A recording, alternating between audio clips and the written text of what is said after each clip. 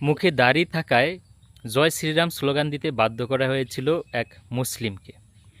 ভারতে সম্প্রতি এই ঘটনাটি ঘটেছে।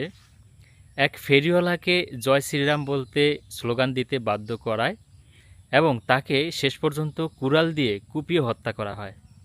একবার ভাবুন, বাংলাদেশে যদি এরকম একটি ঘটনা ঘটতো তাহলে এতক্ষণে কী অবস্থা হতো।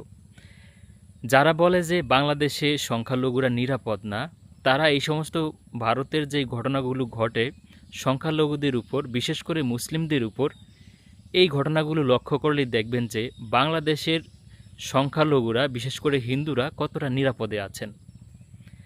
বিপরীতে ভারতে সংখ্যালঘুরা, শুধু সংখ্যালঘু বলতে ভারতে মুসলিমদেরকেই বোঝায়, কারণ বৌদ্ধ, খ্রিস্টান বা অন্যান্য যারা আছে তাদের প্রতি এতটা অবিচার, অন্যায় করা হয় না ভারতে। শুধুমাত্র মুসলিমদের প্রতি ভারতটা এরকম বিদ্বেষ রাখে। মুসলিম হওয়ার কারণে একজন ফেরিওয়ালাকে এরকম কুড়াল দিয়ে নির্মমভাবে কুপিয়ে হত্যা করা হয়েছে। আমরা এর তীব্র নিন্দা ও প্রতিবাদ জানাই।